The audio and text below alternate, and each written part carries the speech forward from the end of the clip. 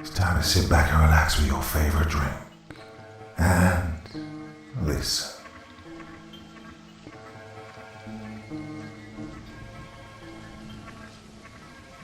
Perhaps if Martin had gone to church more often, this wouldn't have happened. He'd still have died, of course. But don't we all, eventually? What Martin didn't get, however, was the privilege of going into the fabled shining light. He didn't even know he'd died at first. He'd just been sitting in his recliner, watching quality television over his bulging paunch, when he felt a pain in his chest. Everything went black for a moment. Then everything went back to normal, or so he thought. He could still see the TV screen and hear the goings-on of his show. He just felt a little numb. It wasn't until he tried to reach for his bottle of beer that he realized he couldn't move. It didn't register at first, but after about 30 seconds of forced immobility, he started to panic. He wanted to scream, on the off chance that his bitter nag of a wife or his failure of a son would run in to help him, but his tongue and fat lips wouldn't move. Besides, neither of them were home. What felt like hours rolled by, and Martin's panic skyrocketed. How long would it be until he got help? Would he get help? Would he even be found? His wife was still out on one of her marathon shopping sprees, and Mike, the all-round disappointment of a son who just wouldn't leave the family home, despite all the subtle and not-so-subtle hints dropped that he needed to get a job, was probably out spending what would have been his college fund if he hadn't dropped out of high school on his new favorite drug addiction. What if he was stuck like this forever? Despair filled Martin's plaque-clogged heart. He wasn't getting any better. If anything, he finally clued in that something was deeply wrong when he saw his chest wasn't moving. Well, crap. This wasn't how he thought death would be. Where were the fluffy clouds and the sickeningly happy, heart-plucking angels? Or, more realistically, the firing and suffering of eternal damnation? Somewhat worried, Martin deeply pondered this for a while, occasionally breaking from his train of thought to ogle the bouncy blonde on the grainy TV screen. His distress, or more accurately, apathy, eventually soured into impatience as the hours rolled by. His show had long since ended and had been replaced by a slew of infomercials and products that would give you your hair back in 30 days or less, or trim that belly fat down to nothing in 5 months while saving you money. Call now and receive. Martin heard the front door open. He felt hope. Maybe, if his wife found him, she'd scream and cry and prove that, after everything that had happened between them, she still loved him. Oh, blast. It was just Mike. Martin doubted many men could get disappointed by their sons after they'd gone and kicked the bucket. Mike finally found Martin limply spread over his dirty easy chair, cold and blue, and bearing an uncanny resemblance to a beached whale. Possibly high, he screamed like a little girl. In no time at all, the police, the doctors, and Martin's wife crowded the dingy house. Martin listened as Mike blubbered incoherently, and Joni tearfully, yet somehow bluntly, told everyone that it had just been a matter of time before our tubby hubby's heart would give out. Martin was actually happy. He'd been able to make her cry after all. Not that that was a good thing. What he meant was, he would have scowled if he could have, as someone turned off the TV. Hey, infomercials were better than nothing. He heard grunting and struggling beneath him, and realized some EMTs, or whatever they were called, were trying to lift him onto a gurney. That was just insulting. He couldn't have been that heavy, could he? As they pulled the white sheet over Martin's head and hauled him away, Martin chided himself over being self-conscious over his weight, despite being dead. Martin had always hated hospitals, but morgues were even worse. He lay on a slab of what he assumed was cold metal, completely naked. He tried to think positively as his skin turned ever paler. He then saw the coroner, and, more importantly, the coroner's knife and other tools. He was positive he was going to get cut open.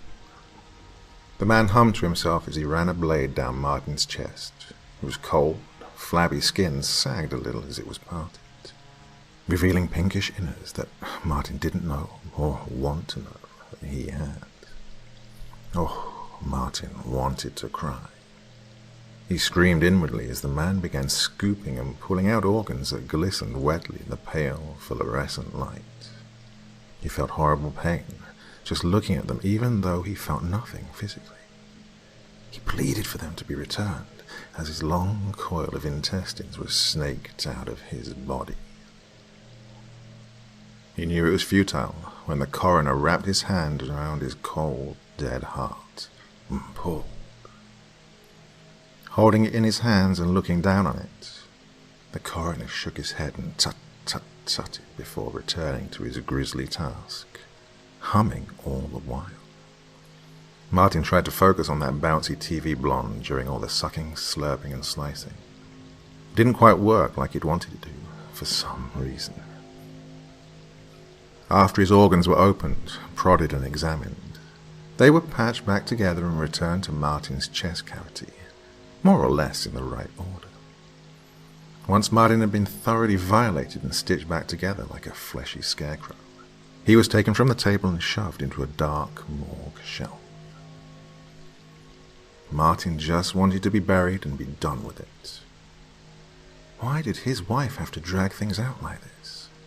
Relatives he didn't even know had shown up, crowding around his open casket and bawling.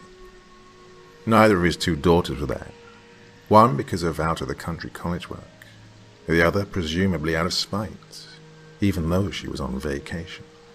Martin inwardly cringed as one person he didn't recognize got tears and spittle onto his black suit, the last one he would ever wear, one he'd wear for the rest of his death.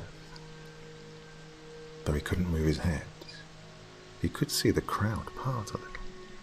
He saw his wife, her weathered face slick and red with tears under her black veil, approach his casket.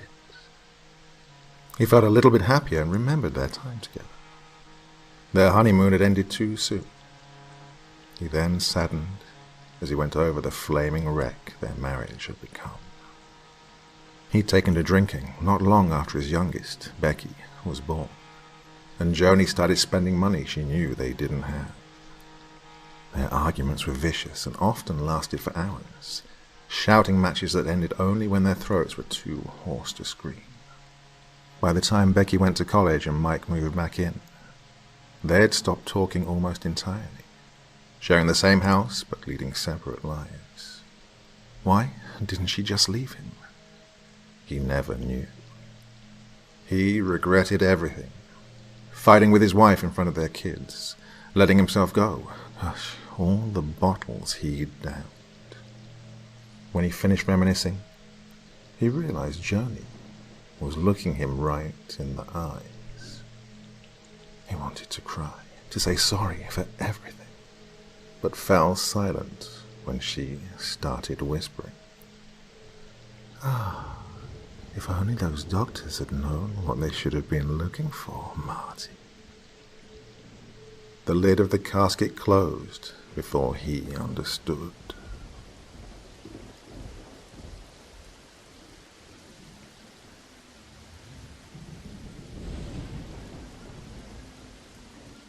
"We'll be back in a few hours," said the girl's parents as they closed the door.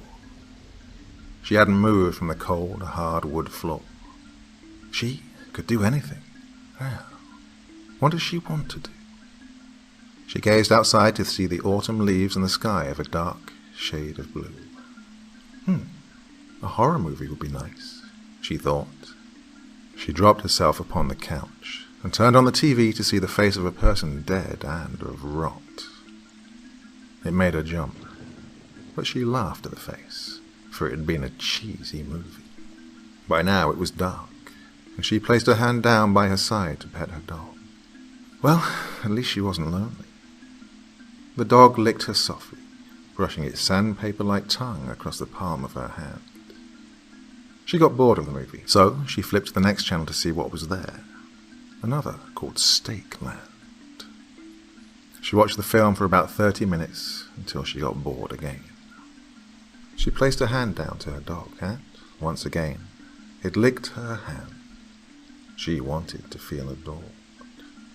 Flipping towards the lower channel, she passed upon the news and was chilled by the report. Madman escapes from psychiatric hospital. Stay indoors. And then the power went out and the news was cut short.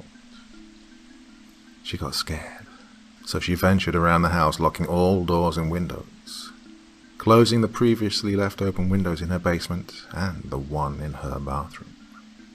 For all that she had been scared, like a cat out of its skin in the old cartoons when it would see a ghost, she was also stricken by the sense of impending doom. From running around the house like a madman herself, she had gotten exhausted. She was not one for sports or the such. She went to the faucet in the kitchen and grabbed a glass, filling it with cold water, almost over the top, but not too much. She turned off all the lights going up to her room. The house was pitch black, and she carelessly stumbled into her room blindly. She fell onto her bed and called for her dog, and it came shuffling into her room, bumping into things in the dark as well, and it again licked her hand kindly. The girl laid on her bed, slowly drifting into sleep, her body and head feeling weightless, and began to spin, until she heard a drip, drip, drip. She knew if she left the water on, her parents would be mad, so she carefully moved in the dark so she wouldn't trip. She walked down the hallway, almost to the stairs, passing up the bathroom. Almost to the stairs, passing to the bathroom, when she heard a drip, and she was confused as to why the water had been running in there. She turned around and walked to the bathroom, flipping on the light swiftly and with care. When she flipped the switch on, she was bewildered to see that the faucet was indeed not leaking, so she suspected it was a shower faucet. She pulled the curtain away, and what laid in the tub nearly made her vomit. The bloody mess that awaited her was her very own hound, and what was written in its blood made her nearly drop to the ground. And what was written on the bathroom's wall of mildew? Humans can lick too.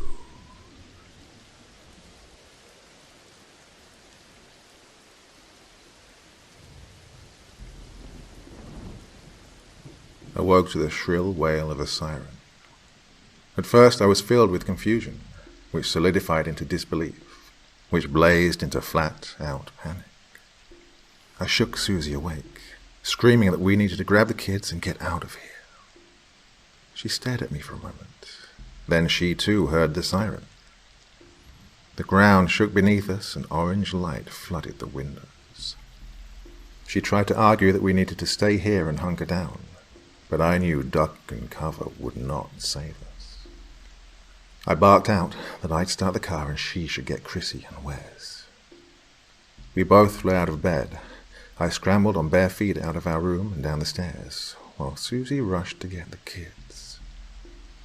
As I tore through the unlit garage and onto the rough driveway, the soles of my feet getting covered with black dust, I landed on a nail or something else sharp, but I didn't feel any pain.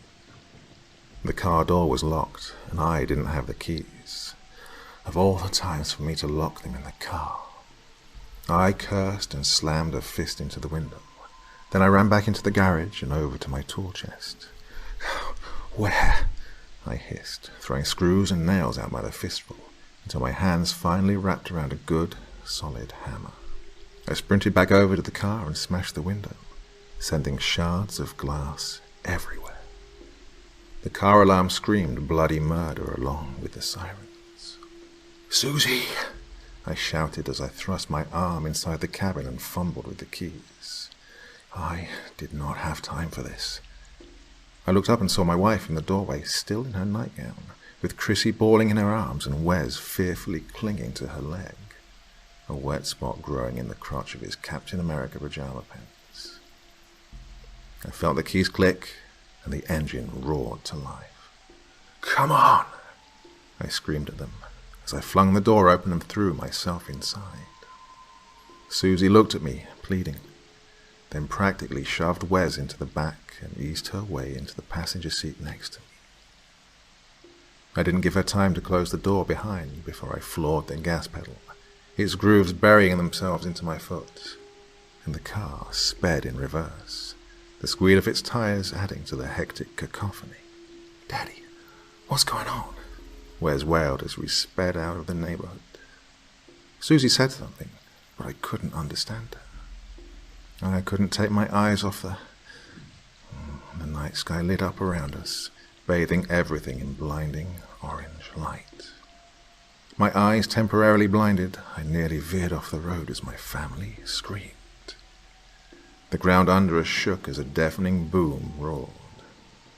When I was able to see properly again, I almost started crying when I saw the fiery mushroom-shaped cloud in my rear view mirror. We drove for what felt like an eternity. I didn't know where we were going, where we could go. Half deaf, I shouted for Susie to turn on the radio to maximum volume. I could just barely make out something about Soviets and a state of national emergency. We weren't ready. Whistles off in the distance drowned out the rest for me. I saw more clouds swell in the distance. Then my eyes happened upon the fuel gauge, whose needle ticked to the farthest left possible. Our sedan slowed down, then finally stopped. What was I thinking? I should have listened to Susie. You can't outrun a bomb. I looked first at Susie and Chrissy, then at Wes. I'm so sorry. I love you. Just behind me, I heard one last whistle, growing louder by the second. I lowered my head and started to cry.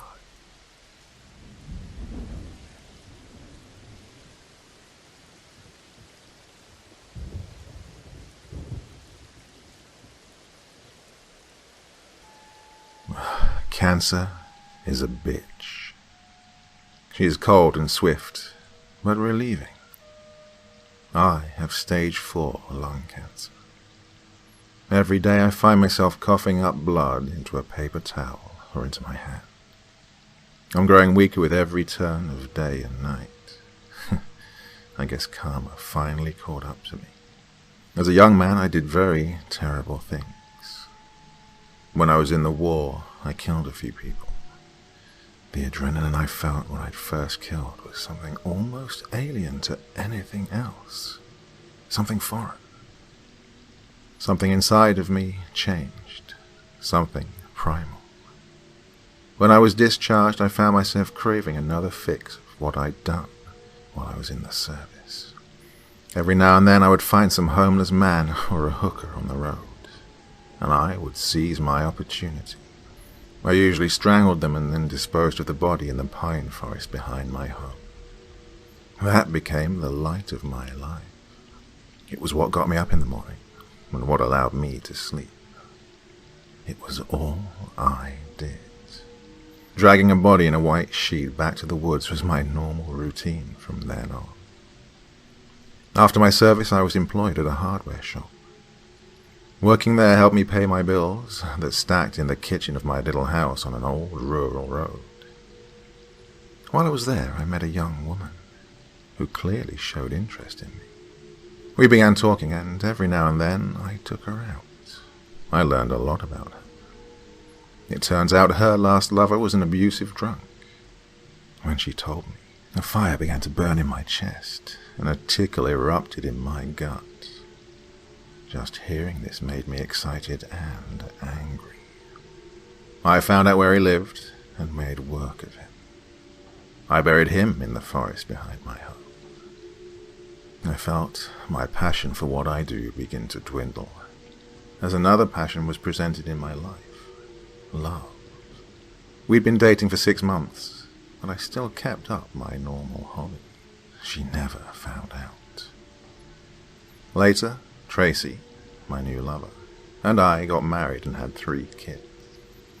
They grew up fine with nice paying jobs, and by this time, I'd definitely given up my hobby. That lifestyle wasn't suitable for a father, and soon a grandfather. A few years after my grandchildren were born, I was diagnosed with lung cancer. My life started going downhill. When my grandchildren were in their teenage years, Tracy passed away from a heart attack. The little bastards I call grandchildren were more concerned about who got Tracy's possessions and the money she left over than the fact that their grandmother had just died. I felt angry, but descended into a deep state of depression. I became very senile after Tracy's death. I didn't want to see anyone, and I didn't want to put up with their shit. A few months later, my birthday came around. All up until then, my home, my sanctuary of peace and quiet, was bombarded with family and the grandchildren. They were brandishing their new phone devices and flashy clothing. They never let their gaze off them. Towards the end of the party, they told me they were going to walk into the woods and explore for a bit. I scowled at them and told them they weren't allowed to go up there. To be honest, I didn't care where those bastards went. I just wanted them out, and I didn't want them in the pines. I worried that one of them would come across an exposed skeleton. I wasn't taking a chance. I told them to go down an open trail that went away from the pines. They were displeased, but they listened. As they exited the house, I gazed out of the window. They looked back but didn't see anyone, so they quickly ran into the pines and disappeared. I cursed to myself quietly. In total, I believe I brought around 30 or so bodies up there. I slipped out of the house quietly and headed to the tool shed. I grabbed a shovel and began walking to the pines. Looks like I'm going to have to add a few more to my count.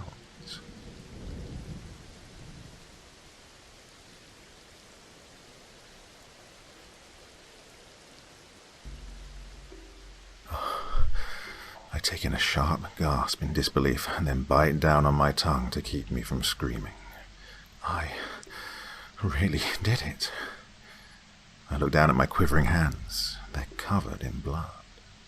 Drops of red blood slide through my fingers and fall on my shoes and the floor. The blood's not any special shade of red. Not crimson and not scarlet. Just red. My arms fall limply to my sides. I killed him. It was in self-defense. I didn't want a physical relationship with him. I didn't want any kind of relationship at all. He'd barged into my home and gotten violent with me, like he always did when we argued. He'd hit me. I'd barely avoided another blow then. He'd charged at me. I'd run. I had no idea what he was going to do to me. I'd made it as far as the kitchen before he'd cornered me and caught my arm in his tight grip. Yeah, he was hurting me and screaming that he'd do far worse. I wasn't even thinking. I saw the rolling pin on the counter and I just grabbed it and swung. I heard a crack and the next thing I knew, he'd let go of my arm and was lying on the floor. As my adrenaline fades, I raise my dripping hand to the cheek into which this monstrous fist had slammed. It was just now starting to ache. It would no doubt be turning purple like the rest of my collection of bruises, some of which I could hide with my clothes, some of which I couldn't. Wait, is he really dead? I slowly inched towards him and look at his crumpled form. A collapsed heap of what had been a muscle-bound churl of a man. His dark eyes are glassy and wide open with shock, and the side of his head that I hit looks like it's collapsing in on itself. It was in self-defense. He was going to hurt me again. Oh, it was in self-defense, officer, I say aloud.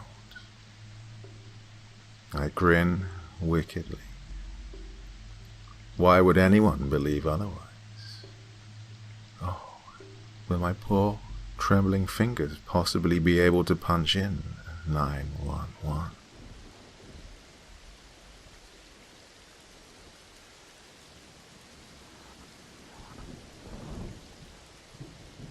The fallen leaves dance and chase each other through the shadows of tombstones. The rustle reminds me of children's laughter. Perhaps it is laughter, he mused. They were free of the tree that had held them enslaved. Free now to fly on the winds that teased them all summer. I caught a movement that was neither leaf nor shadow, that walked into a moonlight clearing. Such a fragile figure, slender and graceful.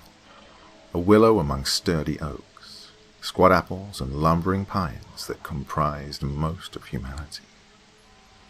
I know, even though the creature was too far away, that the hair bound so tight beneath the jacket's hood is the color of old gold. The eyes are silver gray, the skin a pale, smooth ivory. The creature that moves so silently through the dancing leaves and shifting shadows is a treasure I crave with an intensity that sometimes makes me angry. This creature is mine. But a treasure I take more pleasure in watching than taking for the moment. How many nights have I stood watch over this night traveler as it wound its way through the cemetery? How many nights have I watched the weary creature stop and rest? The scent of grease and burnt food on the clothing is a sickening counterpoint to the rose and sandalwood of the smooth skin. How many times have I stood unseen, so close I can hear the soft breath and fluttering heart? How many times have I let this sweet delight rise and walk away? One night, I won't let it walk away. He frowned as the creature stumbled. Exhaustion, he surmised. It happens sometimes.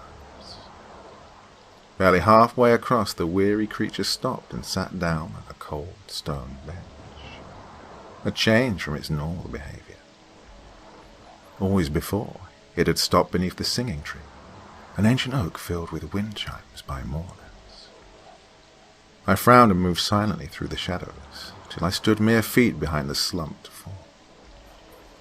I listened to the heart that beat far too fast and hard, the breath that was a ragged draw. Oh, illness. Why did it strike these frail creatures so quickly? Still, my sweet diversion is young. Illness will be thrown off soon, and soon it will be old enough to claim forever. The moon grew full and waned, following its own time. The dark nights came and went, but no footsteps broke the silence of the stone garden, save mine. I had gone from sorrow to anger to fear. Why had I never followed the golden creature to its home, so I would know where to start looking for it?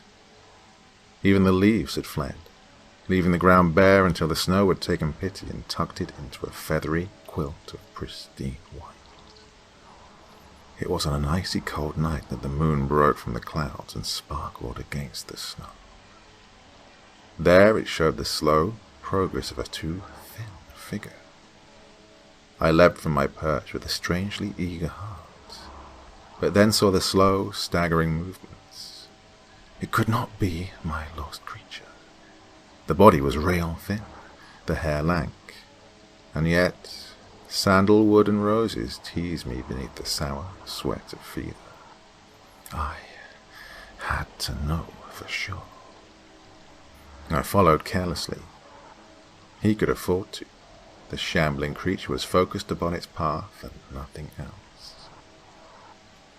Sheer strength of will kept the feet plodding their slow path, until they came to the singing tree.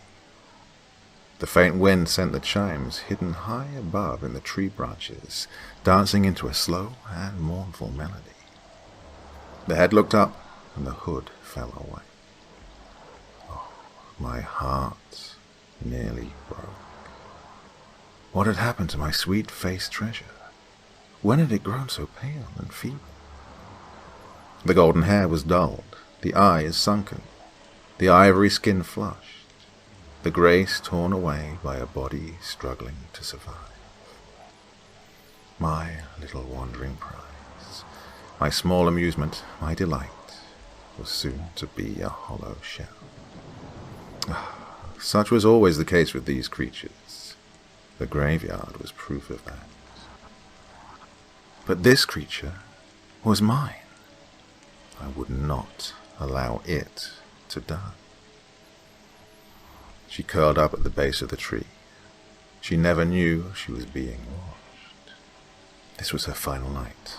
Some primal instinct had told her, and so she had struggled to come to the Garden of Silence. She had never feared this place. Always it had welcomed her into its calm embrace. She sighed, closing her eyes, listening to the soft chimes. So very tired now. She didn't feel the arms that so gently embraced her, nor the piercing fangs at her throat.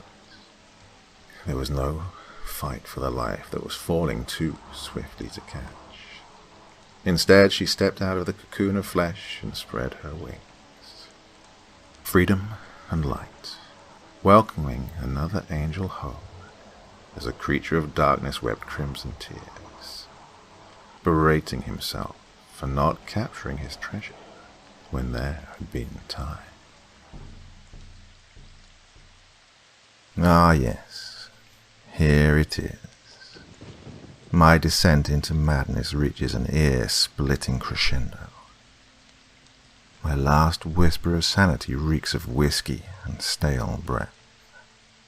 I take a final swig of sullen comfort before violently smashing the empty bottle on the grimy, tiled floor. The voice calls to me, taunting me.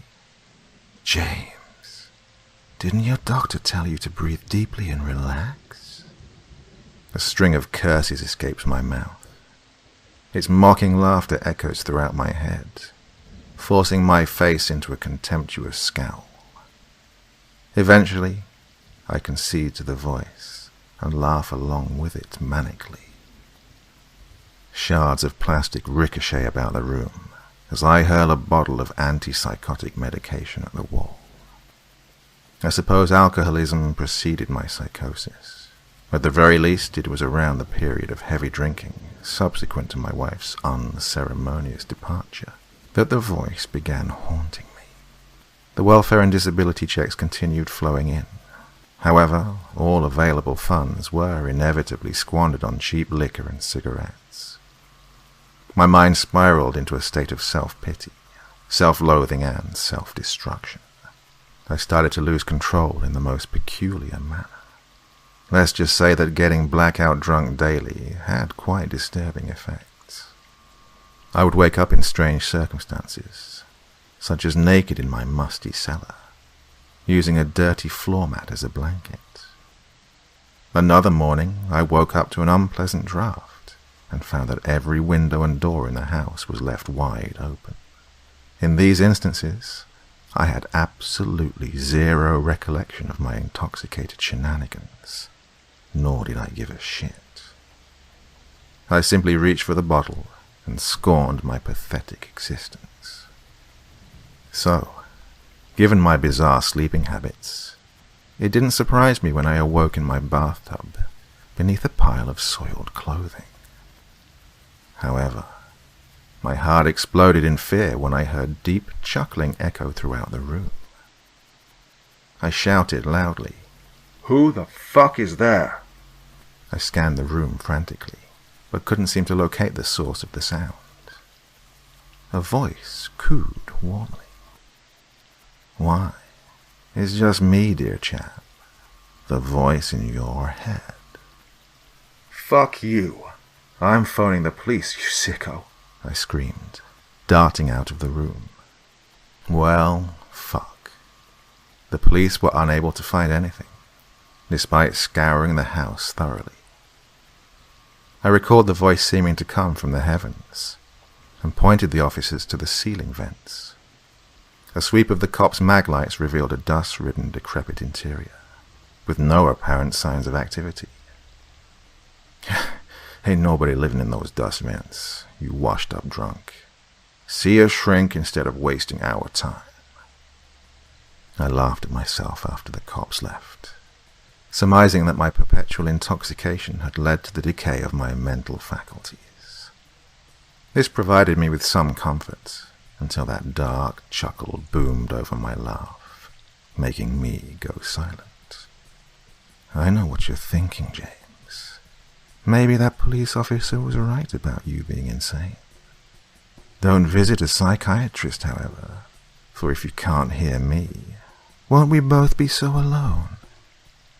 I tried to ignore the voice, but it kept pestering me, making it clear that it wouldn't accept my silence. The voice was clearly female, yet it had a sick, distorted timbre that unsettled me to the core. "What do you want?" I croaked hoarsely. Rich, bellowing laughter flooded the room, somehow pouring into my ears from all directions and engulfing me. "Ah, yes, there we go, sweet James. I knew you'd come around," she cooed. "I just want to listen to your problems. I can make everything all right again. I can make you happy. I just want to help." Disturbingly, I found myself quite enjoying my conversations with the voice. Even if I was likely insane, she was beyond mentally unstable. Hearing about her sick fetishes for gore and disembowelment, I couldn't help but chuckle manically. Needless to say, I booked an appointment with a psychiatrist as soon as possible. I was diagnosed with paranoid schizophrenia. How completely and disgustingly predictable. I recall the doctor looking at me sternly and asking me solemnly, "Does the voice in your head ask you to hurt anyone?" I pondered for a moment, reflecting on the voice's disturbing comments. Well, despite expressing a clear preference for gore, she never specifically asked me to commit such an act yet. No, not at all, sir," I replied. Multiple doctor visits, several courses of antipsychotic medication, and months of intensive counseling sessions later, and I was still batshit crazy. It was around then that she started questioning my lifestyle. James, you're wasting away. Why fight your insanity? Embrace it," she purred. "And stop drinking alcohol, dearie. It's such a pathetic crutch." I sat on my worn-out couch, dumbfounded by her sheer nerve. Gathering my thoughts, I slowly replied, "Well, that's an interesting proposition. But am I truly insane? Your voice seems quite real to me." Out of nowhere, she snarled, "Don't kid yourself, you crazy alcoholic bitch. You're wasting your fleeting time on this earth, and for what purpose? While you wallow in self-pity, a father weeps over the warm corpse of his dead daughter. A cancer patient inhales her dying breaths. Emaciated village children fight over meager rations, and youths indoctrinated by false prophets march to their deaths. Meanwhile you, with the opportunity to have great twisted fun, just sit here and rot."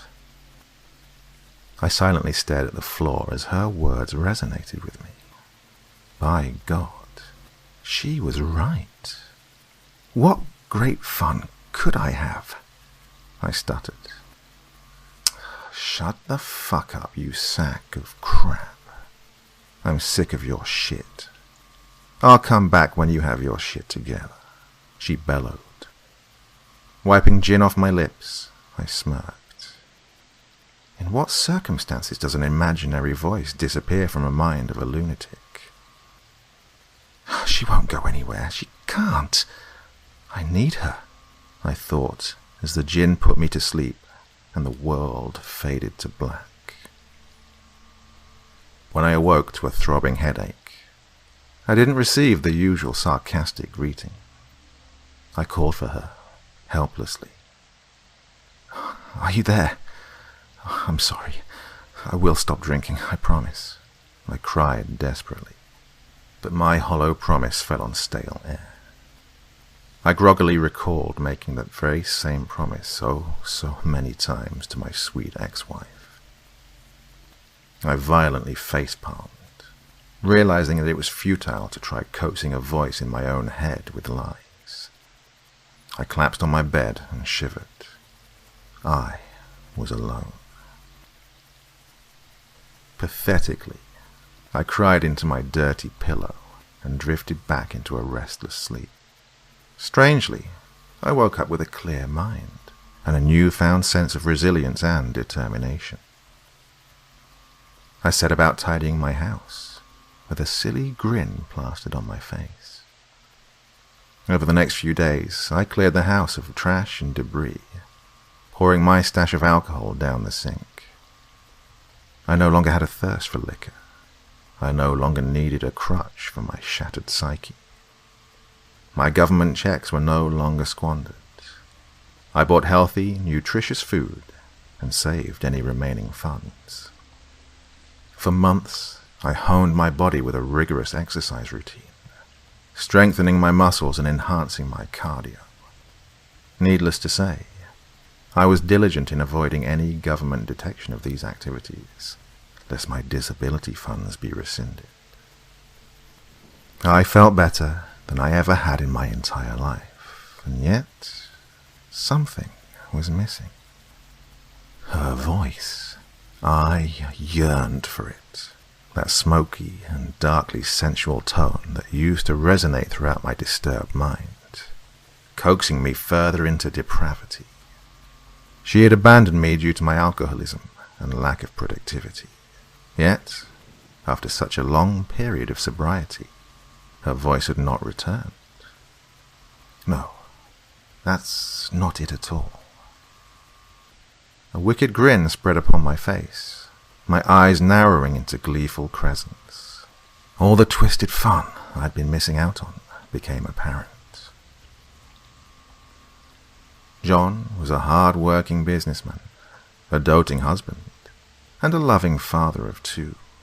He furrowed his brow in anxiety as he strode about the vacant parkade, his briefcase swaying as he rushed to his sedan.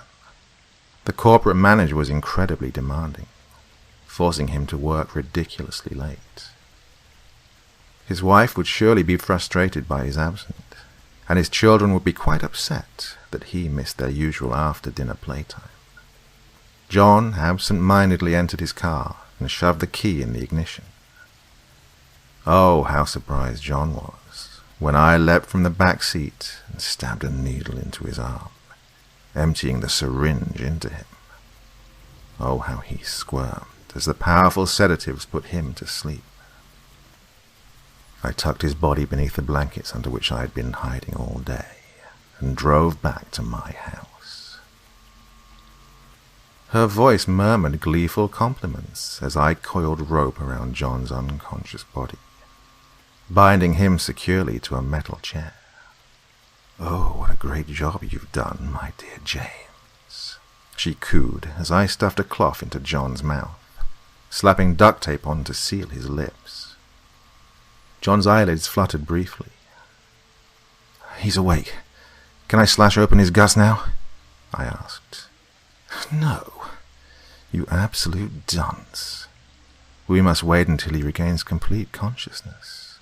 Plus, until the sedatives wear off, he won't feel the maximum amount of pain." My stomach churned in disgust.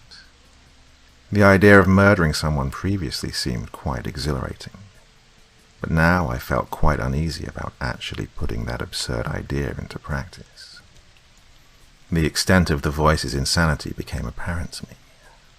Before, I'd assumed that the voice was a byproduct of my insanity, though my conscience tugged at me to abandon the act of depravity I was about to commit. No, I can't do it. This is beyond fucked up. I just can't. I croaked hoarsely. Don't be a fucking pussy, James. You signed up for this when you decided to become a lunatic, she screamed at me. When John regained complete consciousness, he struggled unrelentingly to free himself from his binds. But the thick ropes were tied meticulously around him, rendering him hopelessly immobile. His eyes widened in true fear, and he made muffled screams through his duct-taped mouth as I went to work on him with an assortment of sharp instruments. I threw up frequently while torturing him, but each time I begged to stop inflicting pain upon the poor man, her cruel voice chided me and convinced me to push forward. At last, the final flicker of life left John's eyes, and his frantic heart stopped pulsing, his bloody, mangled corpse dangling limply from the chair. Following her instructions, I incinerated the body and buried the ashes deep within a forest several miles outside of the middle of nowhere. For days, guilt consumed me, and I relapsed into alcoholism. What I did was beyond disgusting. It was heinous and revolting. I've tried to commit suicide, but I've always been a coward, and inevitably I returned to the bottle to drown my sorrows. So, now, here we are. Her voice echoes in my head, complimenting me, telling me to lighten up. She says that what I did was a beautiful work of art, my initiation to bloodlust. But she is wrong. I harbor no urge to kill another. I am disturbed by the vile, demonic excuse of a human being I have become. My descent into madness reaches an ear-splitting crescendo. My last whisper of sanity reeks of whiskey and stale breath. My heart slams against my ribcage as I heard a loud crash. Dust spills about the dimly lit room as an emaciated figure slowly descends the ladder from the attic. I emit panic screams as I stumble backwards trying to escape. "Who the fuck are you?" I scream.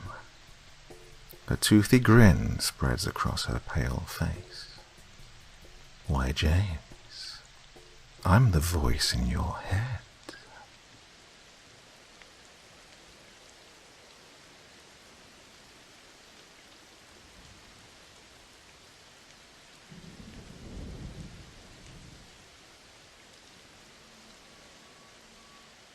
When Serena was 5, her mother had left one cold and miserable day in late October to pick up some milk at the grocery store in town and never come back.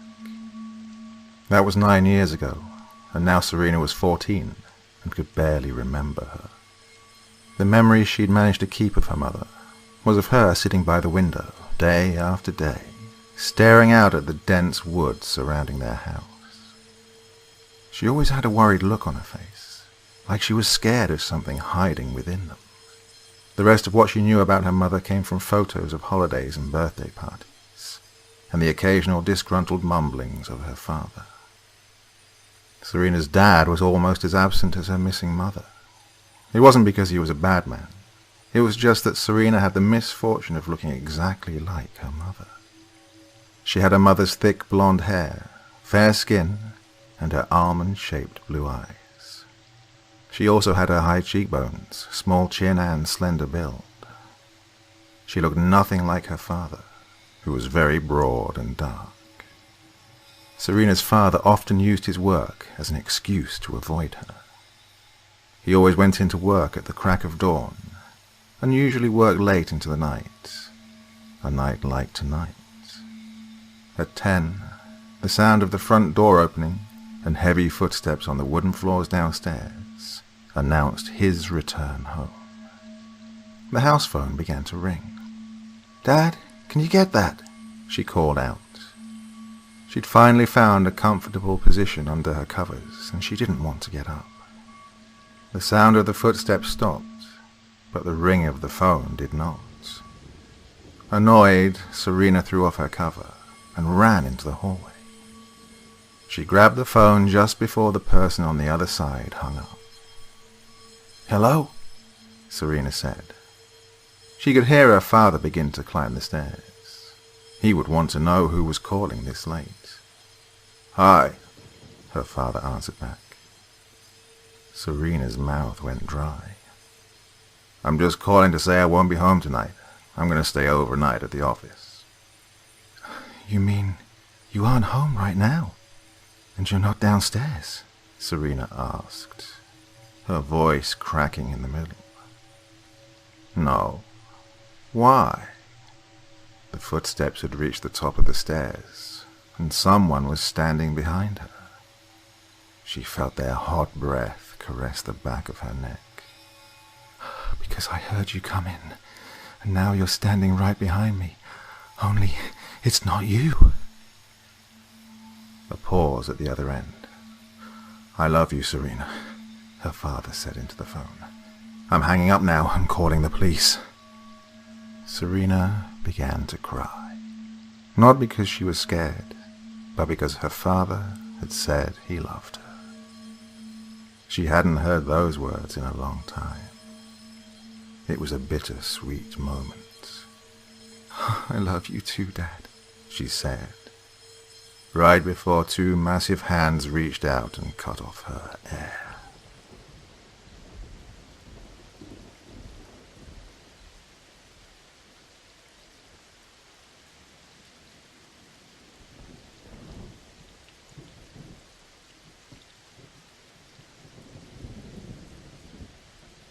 Dear Diary, today's the day.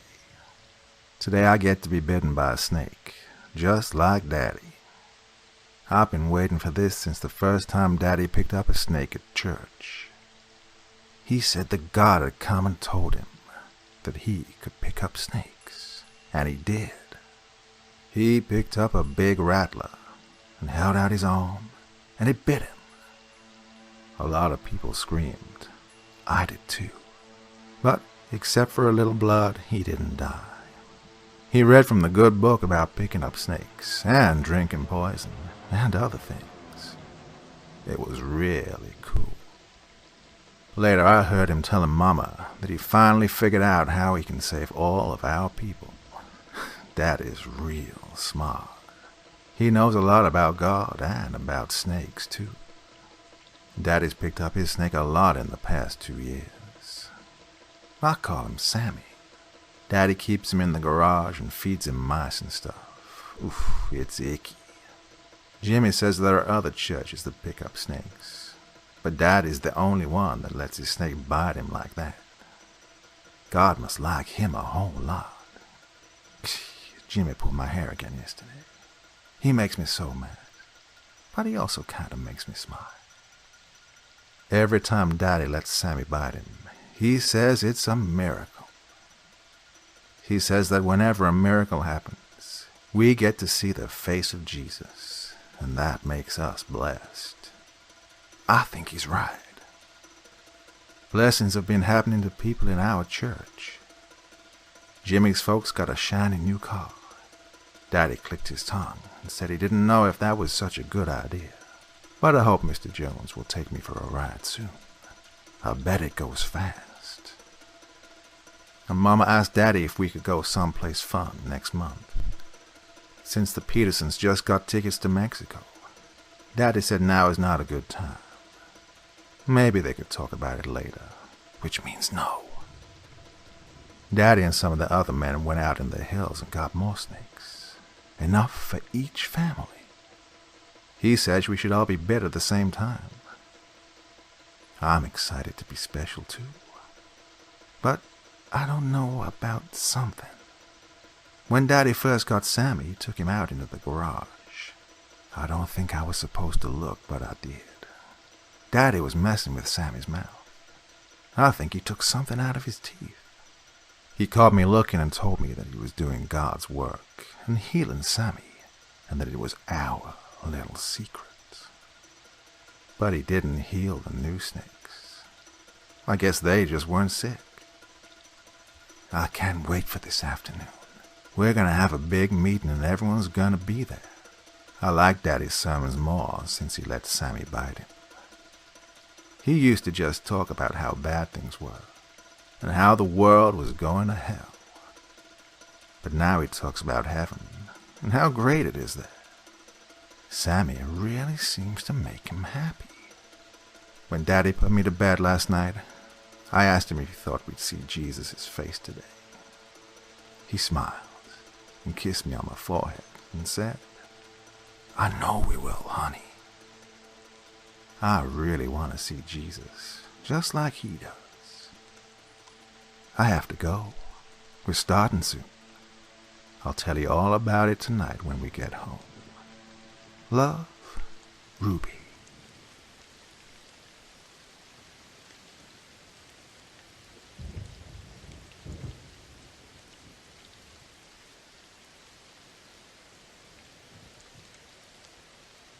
If you happen to find yourself alone at night on Oakwood Road, with no moonlight nor a friend at your side, pray that you don't hear the laughing coming from the dark behind you. It starts out as a small laugh, a schoolyard giggle. It's high and sweet, like that of a young child. You turn, startled by the sound. You thought you were alone on this isolated road. And why is a small child out so late at night, especially on a road like Oakwood? Then you wonder why you're alone on a road like Oakwood so late at night yourself, especially when you hear that laugh again. But this time it isn't so sweet. It's louder this time. It sounds like the laugh a twisted little kid would make after he pushed his mother down the stairs. How can a laugh sound like that? You don't know. Your head snaps around, and this time you see something standing in the middle of the road about 5 yards back. It's small, about the size of a child. It looks like a kid dressed up for Halloween back in the early 1900s. You know, one of those homemade costumes. But it is nothing as innocent as that. The custom is nothing more than a brown sack with 2 holes cut out for eyes, and a blue onesie. The "I just pushed my mummy down the stairs" laugh is coming for it, but not for long. It soon begins to croak, like father came home, found mummy dead at the bottom of the stairs, and is wringing the wicked child's neck. Then there's a snap. All goes silent and its head falls to its side at an unnatural angle, and that's when you run. You get all the way home and crawl under your covers. You can't stop shaking. What was that? Did you dream it? Or did that really happen? That's when you hear a tap at the window. A cold sweat breaks out on your forehead, and your eyes slowly inch towards the glass square. You see a shape pressed against it, and you feel terror rise up in your gut. But it's only a tree branch. You need to stop. This is silly. You didn't really see that thing back there. It was just your mind playing tricks on you in the dark. The sound of your front door opening causes you to sit up in bed. Did you lock the door behind you when you came in? You came in such a hurry that you don't think so. You hear footsteps climbing the stairs. It feels like an eternity before they reach the top. Then there's a sound of small feet running down the hallway. Your door flies open and then slams shut. If you hadn't been feeling terrified already, you are now. But instantly, your mind tries to rationalize it. Maybe one of your family members mistook your door for the bathroom door, or even the door to their own bedroom.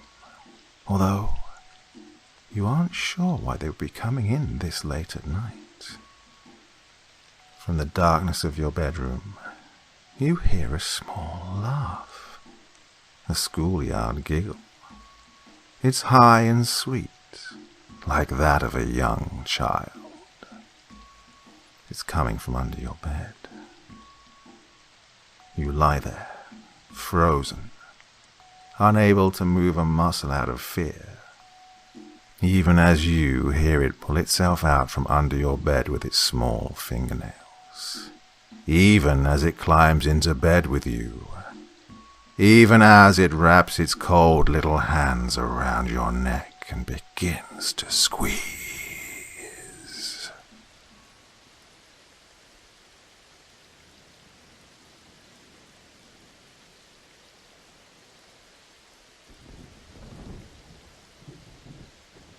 It's been lost as to when exactly it happened, when they came. At first it seemed like there were just a few of them. They weren't too much of a threat. Some of us would go missing from time to time, but it wasn't enough to really worry anyone. Every living thing has disappearances from other creatures or simply losing one's way. Eventually, they came like locusts, like a plague. They were everywhere.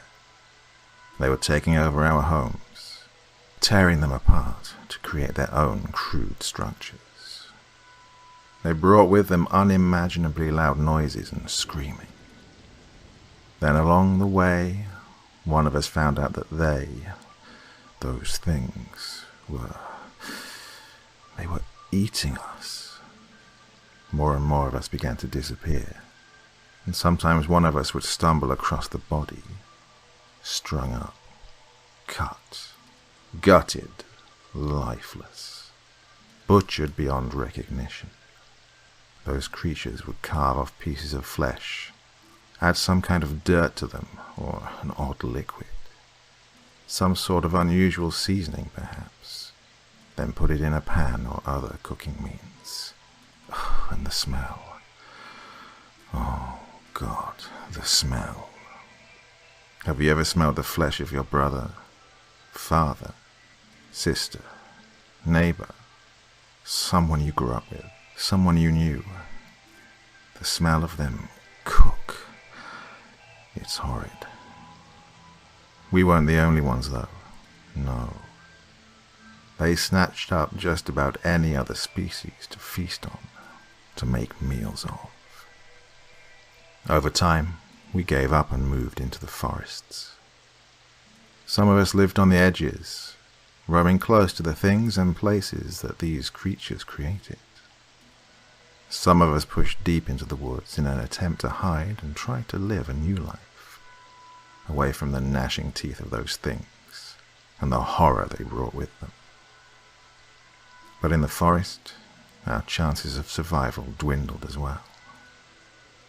We now had to be careful of other predators, mountain lions, bears, wolves, coyotes, anything that ate meat.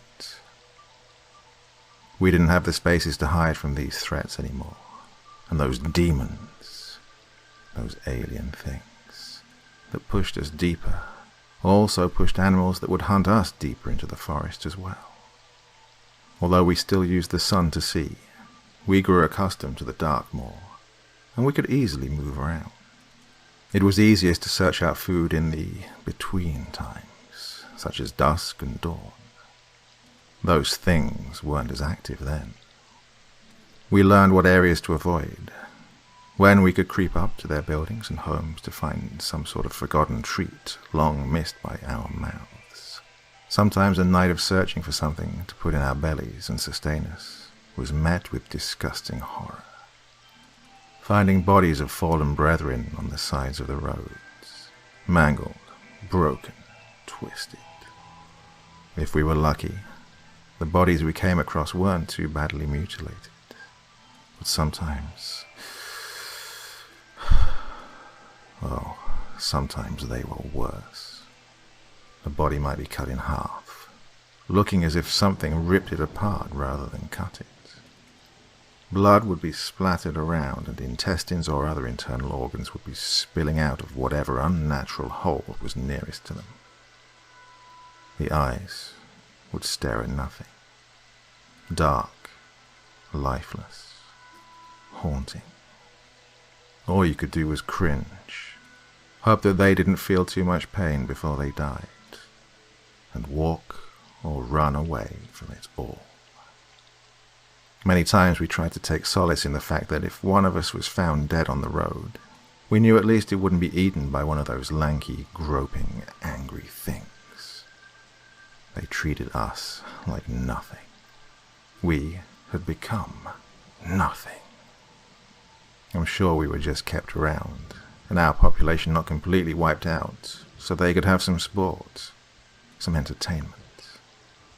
But they didn't even really care if we were hungry or tired, or just wanted a little food, just wanted our family.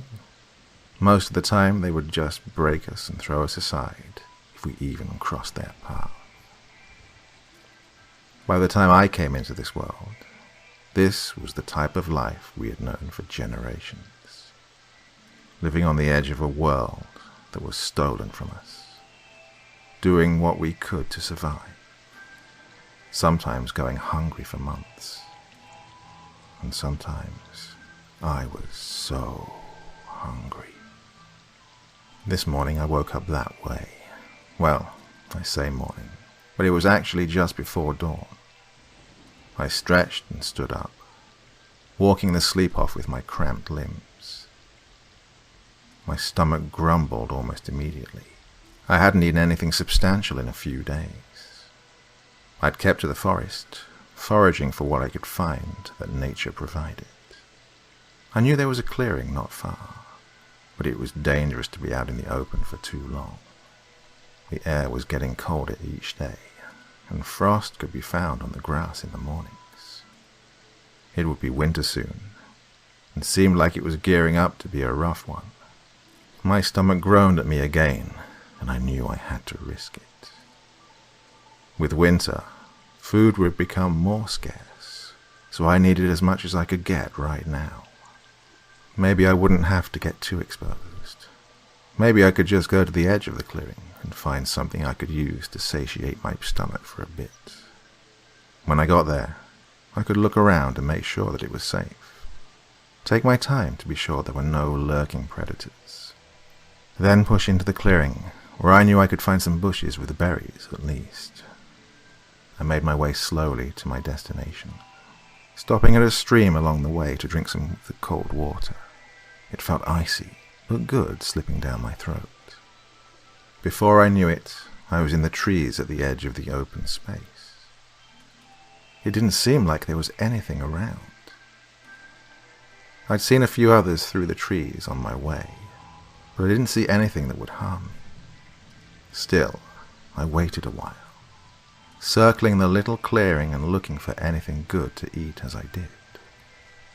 Eventually, I'd walked twice around it, and there was still no sign of anything or anyone lurking around. I stepped hesitantly out of the tree line and thought I heard a noise. I jerked my head up and looked around for a second, then froze and strained my eyes to hear it again.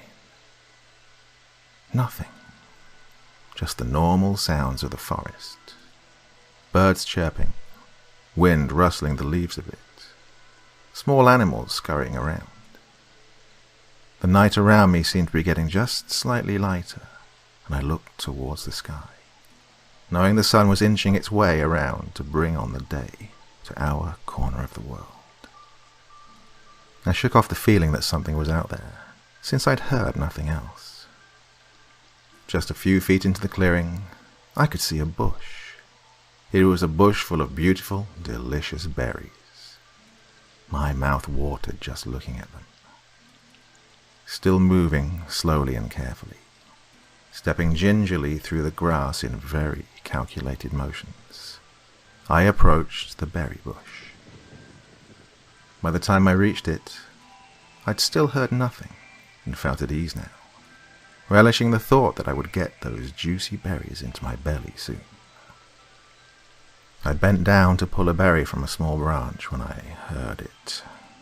This time, it was unmistakable. Leaves being crunched slowly and methodically under feet. I looked up again, searching for where the sound was coming from, but couldn't quite tell. Then, I saw it. It was one of those things that like to cut us up, to torture us, then dine on our seared flesh and body parts until it could no longer stuff any more into its stomach. It was coming from just ahead of me, stalking quietly, partially covered by the trees surrounding it on the opposite side of the clearing. Eyes staring straight at me. I needed to move, and fast. My thoughts all ran and screamed in my head. My bones burned with the knowledge that they needed to run. My blood pumped with the adrenaline trying to make my limbs respond to what my brain knew they needed to do. I started breathing heavy and quick. I screamed in my head to tell myself to just run, get out of here. Finally, as the creature lifted its arms, pointed toward me, wanting me, and was almost to the edge of the clearing, my legs remembered how to work, and I spun around to run as rapidly as I could. Suddenly, an intense, burning pain shot up through my back, and I crumpled to the ground. I was too late. It had me. I tried getting up, but my left leg couldn't move, and then pain rippled through me. I heard it coming up to stand over me. The last thing I saw was that thing, pointing something at me. I could see the top of its body had a sort of bright skin, orange and blinding in the rising light. The last thing I heard was it say, "Your antlers are gonna look mighty fine on my wall." Then the human shot me again, ending the pain.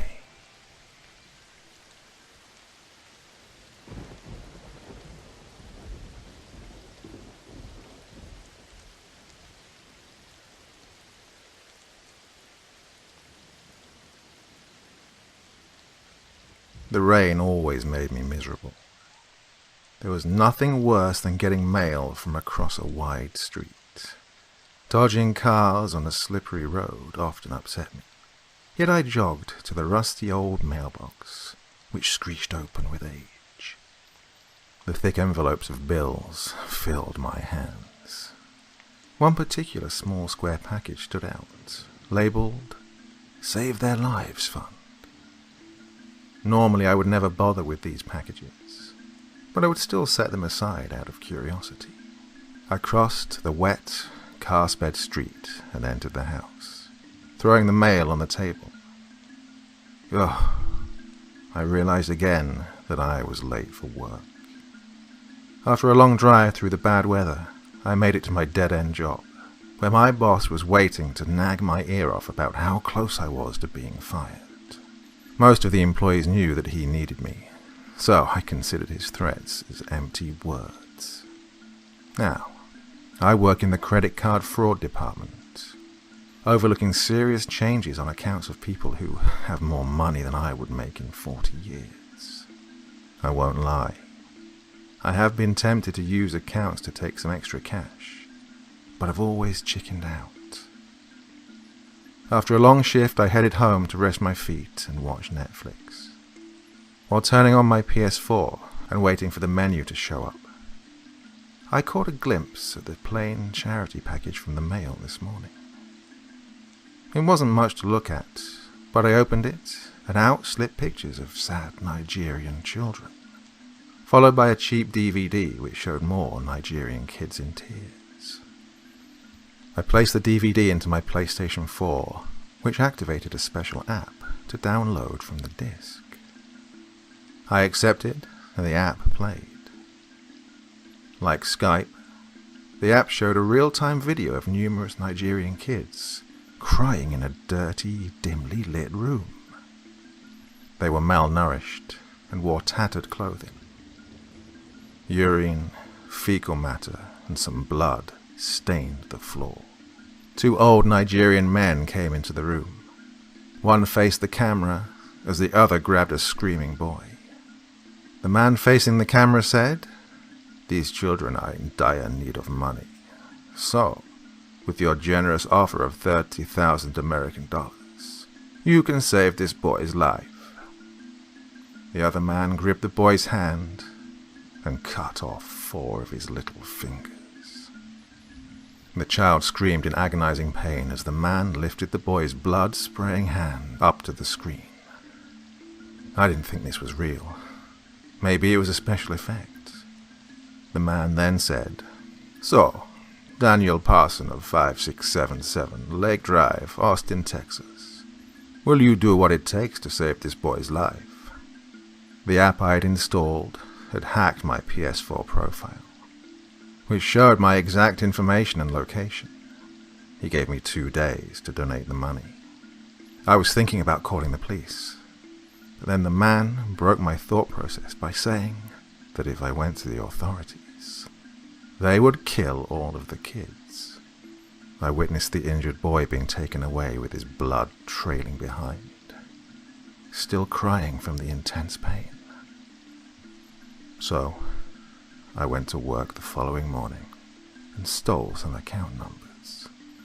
20 stolen accounts granted me the money I needed in 2 days. I turned on the PS4 and got into the app. The men asked if I had the money. I agreed while sending the amount. "We humbly thank you for your generous donation, Daniel," the man said as the other man let the boy go. I was relieved, until he grabbed another screaming child, ready to do the same to that boy as he did with the other. The man looked directly into the screen and said, "So, Daniel, are you ready to save another life?" Salt Creek Road is a 7-mile road in Brown County, Indiana. It and Sweetwater Trail connects Nashville, Indiana, to Sweetwater Lake. The road is a very narrow 2-lane road with sharp turns and graded bridges. I was 22 at the time. I'd gone with my buddies to watch the Monday night football game at the golf course bar just outside Nashville. Halfway during the 3rd quarter, I told my friends I was done for the evening and was heading home. I wasn't terribly drunk, just a little tipsy at worst. I lived on Sweetwater Lake in my family's lake house that they'd owned for nearly 60 years. I'd only been on Salt Creek Road for a few minutes when I heard the approaching noise of a large truck. That's odd, I thought to myself. There are many other ways a semi could get to the lake that were easier to travel. Deciding to let it pass me, I slowed down and pulled over. I saw the 2 yellow headlights coming closer, and then nothing. The lights passed my car, but there was no source for the lights themselves. I could still hear the noises of the diesel engine, growing fainter and fainter. Passing it off as some semi-drunken hallucination, I continued driving. And that's when I started to smell diesel fuel and blood. Off in the distance, I could see an orangish yellow light. I feared that the vehicle was on fire and reached for my cell phone, but I stopped in shock as I saw the entire scene in front of me. A large semi-truck had careened off the road into Salt Creek and the rocky cliffs on both sides. The engine had exploded, setting the contents of the truck on fire. The driver had been catapulted through the windshield and into a nearby tree, decapitating him. The body was still squirming, blood pouring out from his neck and everywhere else in his body.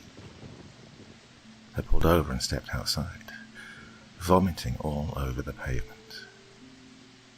I'd only dialed 9 when the body stopped squirming. It stood up and seemed to be facing me. The stench of his putrid breath from this far away told me that I wasn't dreaming. I thought I was safe when I sped off in my car, but I looked in the mirror and realized it was still following me at superhuman speeds. And it wasn't even walking. Rather, it seemed to be floating a foot or so above the ground. I floored it, only wanting to get away from this demon. On the side of the road were 2 on-duty officers, hidden just beyond a curve in the road. They camped out there frequently, hoping to catch drunk drivers before they crashed and killed themselves. I must have been doing 60 when I passed them, because they wasted no time starting after me. I didn't bother stopping.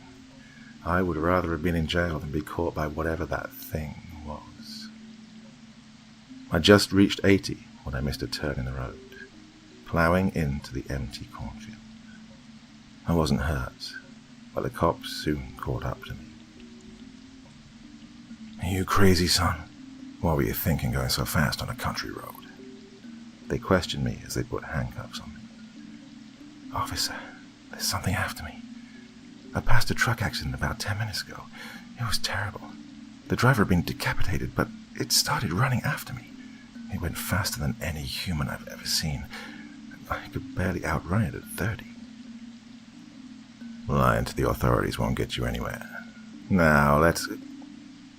But the officer stopped short as the piercing shriek of something inhuman rang out.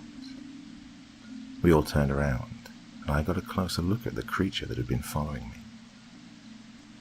It was around 6 feet tall, with filthy clothes and a dagger in one hand. They raised their guns in return, but in a flash it advanced on us, decapitating one of the officers. The remaining officer unloaded his entire cartridge, but the bullets seemingly bounced off the creature, melting into molten shreds on the pavement. Having run out of ammo, we took no chances. The creature seemed faster this time, and it was now screaming every few seconds. It was the sound of nails on a chalkboard as the creature's claws slashed the sides of the car. Part of the rear bumper fell off with a clunk and tripped the creature, which crashed into the pavement. For a moment, we thought we'd lost it. I couldn't see it behind us, but the officer gasped and swerved to avoid something. I turned around to see the creature in front of the car, his dagger outstretched, and an evil grin stretched across the decapitated officer's head. We didn't slow down in time, and the sound of the collision was gruesome. The head fell and stuck to the windshield, now laughing malevolently in the voice of the officer. The innards of the head were now starting to ooze onto the windshield. He let me go without explanation. I never plan on driving that road again. Every few weeks, there's a new report of a decapitated person or farm animal around here. At night, I can hear the malevolent laughing of that creature, and the scratching at the windows. My dog will bark and growl. It's been like this for 5 months now, and I'm the only one that still knows what's going on. The remaining officer mysteriously disappeared a month after the incident. I've tried sending emails, but they are immediately deleted from my sent box, or my computer shuts down while I'm typing. And I keep receiving mail that says the same thing every time. I'm closer than you think.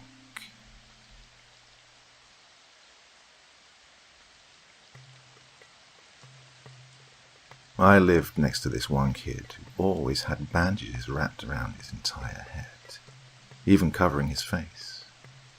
I remembered his name was Wilbur, a 12-year-old boy who never left his house.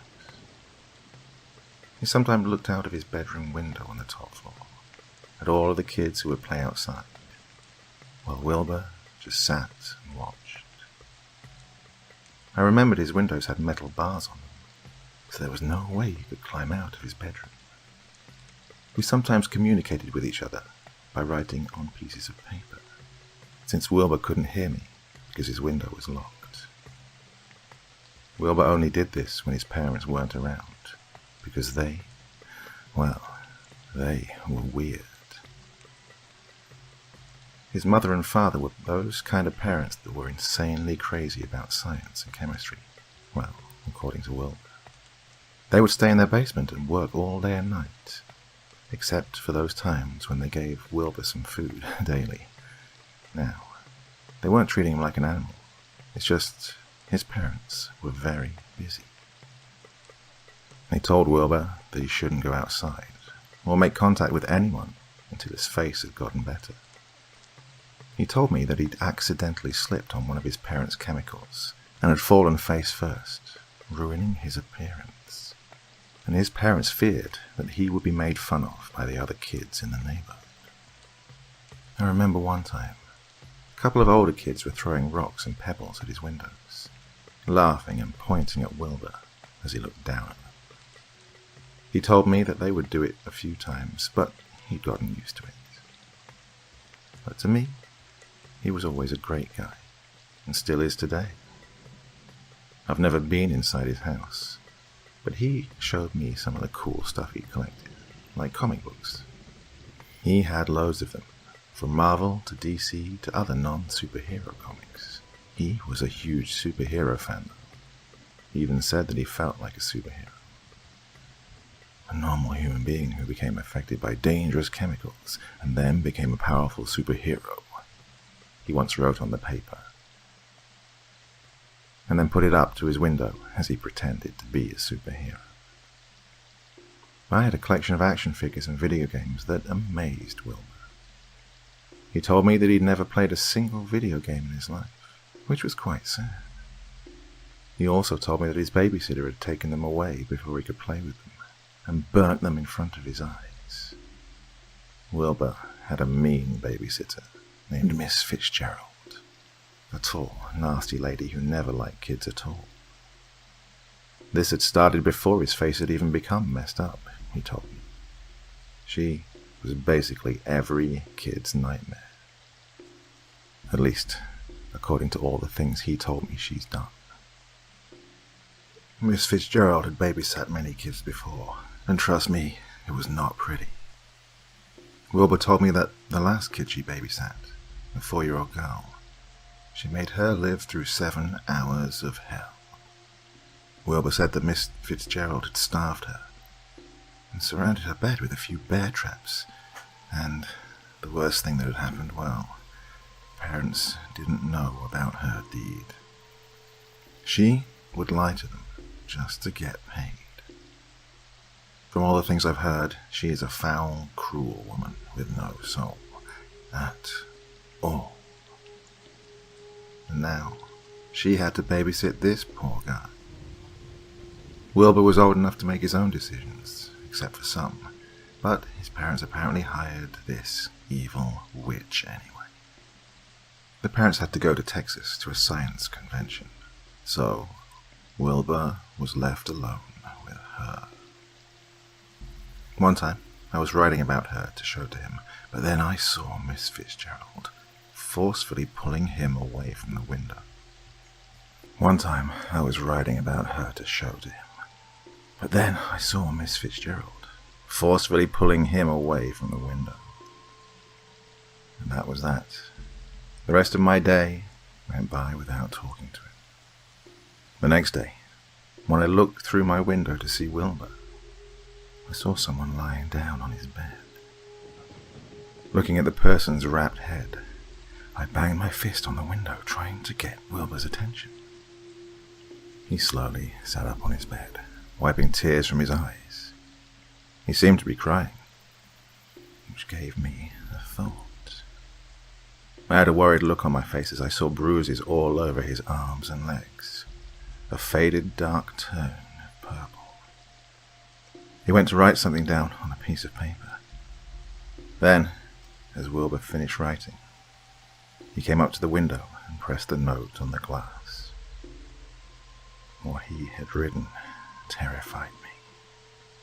The whole situation still burning in the back of my mind. Something I knew I could never forget. He had written, "Help me." What made it worse was that his handwriting was scribbled onto the paper and was almost illegible. Wilbur kept banging on the window with his other hand. And then, suddenly, I saw someone else run into his bedroom next to him. Yes, it was her. You know who. She was holding something in both of her big, chubby hands. In one hand was a lemon, and in the other was a pair of scissors. What Miss Fitzgerald did next terrified me even more. She ran up to Wilbur, grabbing his head, holding it still. I saw him screaming in pain and fear, so I knew I had to do something. At the same time, I couldn't stop watching. She used her scissors to cut open the bandages and unwrap them off of his head, and threw them to the side. What I saw almost made me vomit. Something so sickening. I was utterly shocked at looking at Wilbur's real, deformed face. His whole head was completely covered by bandages, and what was underneath, I suddenly knew the purpose of those bandages. I saw his face, almost melted off, showing a dark red layer underneath. I could only describe his face as looking like melted cheese on a cheeseburger. It was Wilbur's whole face. Even one of his eyeballs was burnt a bit. Yeah, the chemicals had messed him up badly. Miss Fitzgerald sliced the lemon in half with her scissors, pinning Wilbur down on his bed. Then she threw the scissors to the side, next to the bandages, and held his head still with one hand. With the other hand, she squeezed a lemon slice onto Wilbur's head, into his eyes, into the red layer of his face. Oh, the painful expression on his face, his loud, muffled screams, his face stinging from the acid of the lemon juice. She used the other part of the lemon to squeeze onto his face again, torturing Wilbur with extreme pain. I decided to bang my fist on the window, which was a bad idea. Miss Fitzgerald just looked over to the bedroom window, right at me. I jumped back because she had noticed me. She ran back out of the bedroom, shoving Wilbur down as he screamed in pain and agony. I knew what she was going to do, so I ran out of my bedroom and ran downstairs. The good thing about this situation was that my parents don't know about Wilbur, coupled with the fact that they were at work for a little while. I locked the front door, hoping that Miss Fitzgerald wouldn't burst into my house. I looked around for the phone, but while I was doing this, a loud bang rang in my ears. I looked behind at the door, noticing her red, sweaty face and her curly blonde hair looking in. By the looks in her eyes, I knew there was going to be some trouble. She kept banging on the door, nearly screaming her head off. As I looked around for the phone, I finally found it, next to the couch on the coffee table. I ran towards it, dialing 911, as the sounds of her threatening screams could be heard from outside. After waiting for a few rings, I finally heard the operator's voice, the usual greeting from a 911 operator. I started explaining the whole situation from beginning to end, as quickly and as clearly as possible. They told me to wait patiently, as the police would arrive at my house soon. It took a few minutes for the police to arrive, and when they did, my parents also arrived earlier from work as well. Apparently, they had got a call from the police explaining my situation and decided to immediately come home. Oh, my parents were extremely worried and frightened. They asked me more questions than the police did. I had to explain everything, from being friends with Wilbur to how his parents had left him with an abusive babysitter to what she had done. About an hour later, a police officer came to me. He had something he wanted to tell me about the horrible atrocities that had taken place next door. The truth about the babysitter, the parents, and Wilbur was truly shocking. Based on the evidence they'd found, Wilbur's parents weren't his actual parents at all. They'd adopted him from an orphanage that's out of town, just so they could perform an experiment on him. It was the reason why they'd moved to Texas, to hide. The babysitter, Miss Fitzgerald, was part of the experiment too. In fact, Wilbur wasn't the first kid to get adopted by these scientists. They had done illegal experiments on these orphans, and it was to find out how much pain a child could take before death, based on the cause of death and the age of the child. 38 children between the ages of 2 and 13 had been reported missing, and Wilbur was one of them. There were security cameras on the outside and inside of the house. Then they arrested Miss Fitzgerald for child cruelty and the deaths of so many children, and are now in the process of finding the 2 scientists. So, I was friends with someone who would have been killed if I hadn't called the police. Apparently, Wilbur also tried to lie about almost everything he told me. He was just trying to protect himself. He was sent to a new trusted family, a married couple who lived out of town. After that, I never saw him again. Well, until now. 20 years after that incident, I went to a bar to get myself a few drinks, when a man approached me. "Remember me?" he said. I smiled, realizing how long it had been since I last saw Wilbur. In fact, he now looks like a nice, healthy man, without his bandages. He's brown-haired, with sky-blue eyes.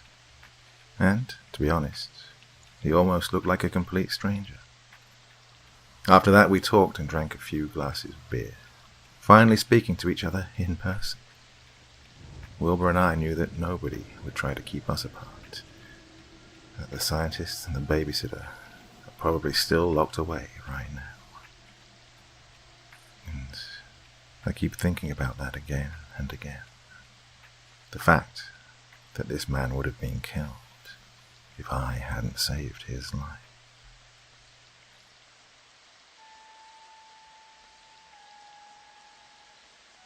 He opened his eyes and looked about the room. Light from the door, the only illumination. He let his eyes wander over the items in the room, strange things that he did not know the use of. Above his head, he saw a screen with strange writing scrolling across it. He had no idea how long he had been there, nor did he know where he even was. All he knew was that he'd been taken there a long, long time before, that he was lying in a bed of sorts and that he was thirsty, so very thirsty. His mouth was dry and his tongue feeling sticky and swollen. His lips dry and in danger of cracking. Feeling a need to move, he felt resistance in his wrists. His arms were bound to the bed. His heart rate accelerating a bit as fear washed over him. He began struggling against the restraints. Sounds and movement in the doorway distracted him momentarily, his fear growing as the sounds came closer. Closing his eyes against the pane as a sudden bright light pierced his eyes. Opening them again, he recoiled in fear from the sight before him. 2 creatures had come into the room and were approaching him. Even if forced, he could not begin to describe the horror that was these two creatures. They flanked him and looked down on him. One seemed to be the leader, as it was trying to communicate, some incomprehensible gibberish spewing from what could have been called a mouth only in the most generous sense of the word. The creatures then pulled the covers from him, leaving him only covered in a very thin cloth. He began struggling again, whimpering in fear. What were they going to do to him now? The creatures moved him around, turning him this way and that. They released the things holding his arms, tied down, and he began fighting against them. The lead creature was apparently upset and was chastising him, the voice sharp. He soon gave up trying to fight his captors, not because he feared angering them, but because of the fatigue that overcame him.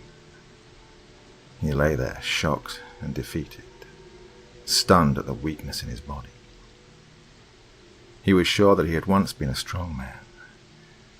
The creature stripped him and began rubbing a strange, wet substance over his body. Finally, they finished manipulating him, leaving him in a different position than before, again covered in the cloth and a fabric covering. One creature moved away and returned with a package. It spoke again to him, and then pushed something into his mouth. The texture, slightly rough, but moist.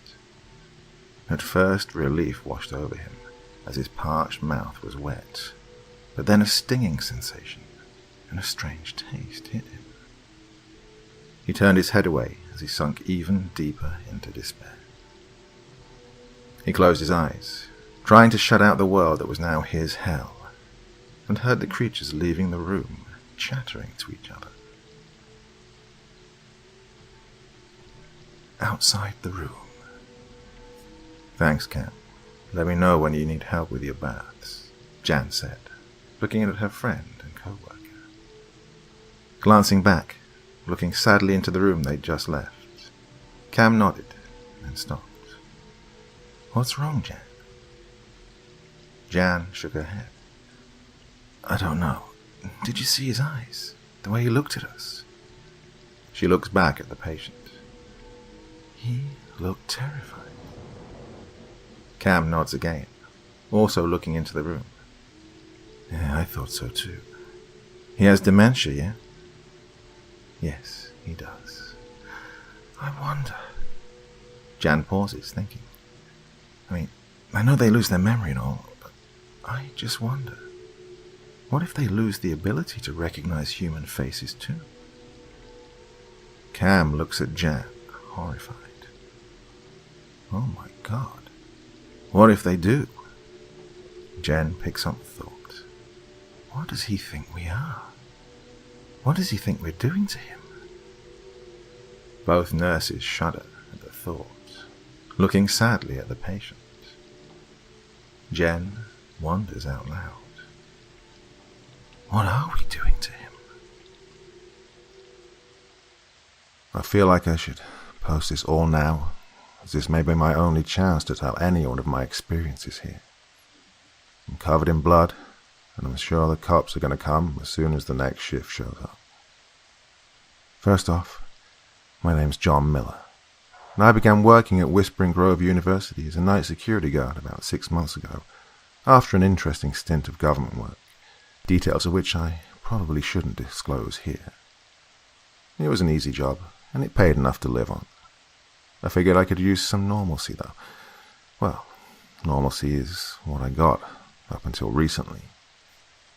I was supposed to patrol the campus and verify that all of the doors were locked.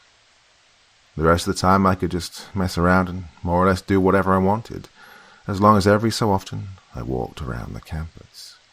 Like I said, easy. Being a school, however, I wasn't allowed to carry any weapons. Of course, I felt naked without my knife. So, everything was fine and dandy until about a week ago. That's when I started to hear footsteps coming from upstairs when I checked the lower rooms. There were only 2 floors, and up until then, I thought everything was brick or cement. footsteps sounded like a child running on hollow wood. Being the skeptic that I am, I decided to go check. I figured some kids had sneaked in, and I must have missed a door and left it unlocked, even though I always check the upper floor first. Oh, how wrong I was. Judging by the direction of the sound, it must have come from room 1283. It was locked. Oh, I'm nothing if not thorough, so I unlocked it with some difficulty and went inside. Usually the master key opens just about everything on campus. Not this door. It ended up being a small key I'd never used, about halfway through my keyring of like 30 or 40 keys. The door stuck, and I yanked it open as though it hadn't been used in years. I later found out that was because it hadn't. So I got it open and went inside. For a fairly well-kept school, it looked like something from an abandoned elementary school. I persisted, though. When I went in further and climbed the 3 small steps, I found old computers and video equipment pointed at the wall. VHS tapes. I had nothing to watch them on, so I locked the room and continued the night as if nothing had happened, pushing through the sinking feeling in my gut. Now, side note. I realized that I forgot to explain the shifts we work here, so here's the breakdown. 3 guards work 7 a.m. to 3 p.m., 3 work 3 p.m. to 11 p.m., and I work 11 p.m. to 7 a.m. We have a skeleton crew, so I usually work by myself. Sometimes I have to give up days off, but the overtime pay is nice, and it keeps the lights on at home. Not that anyone's there to use them. Well, back to the story at hand. So I went out the next day before work to a local pawn shop and found a VCR. I brought it with me that night to work and plugged it into the small TV in the security office.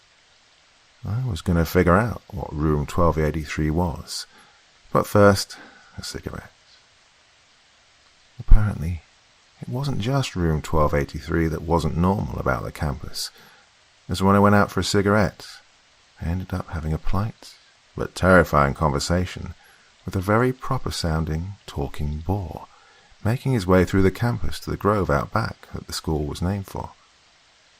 We more or less just exchanged pleasantries once I had come to terms with the fact that it would be rude not to return his greeting. It takes a lot to rattle me. I guess I just had to adjust. I needed the job, and he didn't seem to be malevolent. His name was Ralph. I'm aware I probably sound crazy, but one of the afternoon guards, an older man named Jerry, confirmed that the grove out back attracted all sorts of oddities at night, and so the old buildings and the electrical grid were arranged in such a way to amplify that. So I went back to 1283 after breezing through my rounds for the night. I was on a mission. I got into the room once again, pushed through the chill in the air and the knots in my stomach, grabbed the VHS tapes in a small trash can from the room, locked the door, and headed back to the office. Most were ruined from age, but one was not. On this tape, I saw unspeakable acts. Brutal, violent acts committed in the adjacent room and recorded through a hole into 1283. It began with a man dressed as a Catholic priest, standing in the middle of a tiled room with a drain in the floor. There were shackles hanging from the ceiling that looked like something from at least a century ago. A young man was dragged into the room by another man in a hooded robe. The kid looked emaciated, like he hadn't eaten in days, and was dirty. The hooded man locked his hands into the shackles and left. The priest took a wicked-looking knife from somewhere in his robes, and the rest of the tape was the priests removing the boy's skin while laughing. The boy's screams were going to stick with me for a while. He finally, unceremoniously, slit the boy's throat so deep that his head almost came completely off. I puked. I had to find out what this was. An elaborate prank to scare me, or something darker. If it was a joke, it was the most realistic-looking act I'd ever seen. I spent the majority of the next few days at the public library, reading book after book and scouring website after website. It turns out that Whispering Grove used to be a facility for the care of gifted children. What I'd seen was not care, and there was a special hate in my heart for someone who could do things like this to a child. The staff, now mostly dead, were funded by the church and apparently paid extra to assist and keep silent when the priest made his visits. Those bastards. They'd apparently remodeled when they were about to shut down, as well as reflooring and boarding and painting over the studio windows. No wonder it wasn't obvious. I brought some food for Ralph and his family. I met him outside at our usual meet-up time and plied him with the food in exchange for information. The priest's name was Gabriel. He didn't know the last name. Damn it. Well, I gave him some apples as promised. If my past work taught me anything, it was that networking was important. And that night, I went back to 1283 after hearing more scampering footsteps. The boy on the tape hadn't been the only one, and I had to figure out how to help these children. When I walked in, the room was colder than normal. I could see my breath inside. It was July and 85 degrees outside. I googled how to contact spirits, but most of it was bullshit make-believe. I was going to have to wing it. Something I did worked, though all I did was walk in and loudly proclaim, "I'm here to help." I immediately felt a breeze and a ceiling panel rattled. The lights flickered and dimmed. I had a flashlight, but this is exactly what I'd asked for. I wasn't the enemy. Much to my horror, a skinless boy with his head flopping around crawled out of the now discarded ceiling panel. He didn't move quite right, but I suppose that was to be expected. He scurried down the wall and onto the floor, coming to meet me at eye level. I'm not a small man, so this teenager had clearly already gone through his growth spurt. He gurgled while trying to speak. He clearly hadn't used his voice in a while. While he tried clearing his throat more, he pointed to a chair, then up to the panel he'd come from. He wanted me to go up there. Oh, fuck no. But it seemed that I had to. So I moved the chair over, climbed onto it, and stuck my head into the ceiling while turning on my flashlight. I almost shit my pants as the light came on. I was face to face with a semi-transparent girl, no more than 6 years old. She was smiling at me. When she moved out of my way, I guess she knew what I was doing. I saw the rope burns on her neck. I hated this priest more and more with each passing minute. I swallowed my anger and looked past the girl into what seemed like an old boarded-up air vent. There were so many bones. Clearly this was the dumping ground for the remnants. So many kids had suffered here and were clearly trapped. When I came back down, the boy had found his voice, raspy as it still was. It was a bit unnerving to see a mostly severed head speak. "Later," he said in a voice that sounded like sandpaper. He pushed through with short sentences, punctuated by long pauses. "For now, St. Peter's Church, then Bones. We know who you are." The words clearly came at great difficulty, but I knew what he wanted. This sick asshole was still alive. I was supposed to fix that. Maybe I'm crazy, because I was going to do it. Apparently the time had gotten away from me, because, for whatever reason, Jerry had decided to come in early today. Not only that, he decided to look around for me. Oh, He got more than he'd intended when he came up the stairs, though.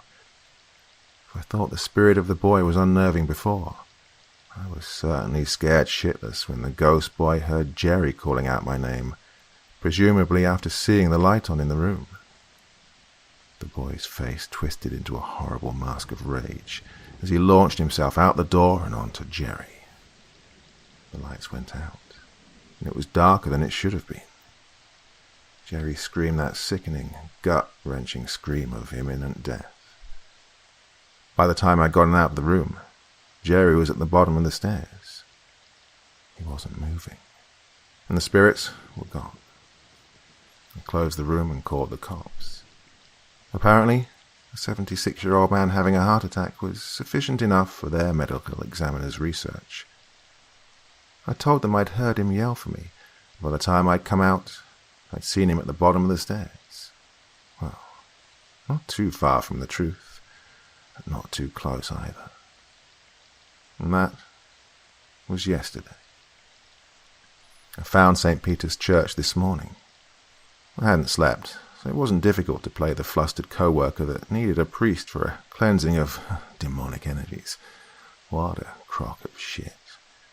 But I expressed an affinity for Father Gabriel and was assured that he would arrive during my shift. Awful late for an old man. Awful early for an old monster. Dues had to be paid in full, and I was going to collect. I'd been offered the day off, but declined as, I needed the money, which wasn't a complete lie. I went out for my smoke at the start of my shift and spotted Ralph. He told me to go to the Groves before the night's events. How would he know? Smart pig. I did as he said. The Grove was aptly named, as when I entered, I heard constant, unintelligible whispering. It was after a moment the glint of something shiny caught my eye from across the clearing. I made my way over to it and picked up a knife so long and sharp it could have been classified as a sword.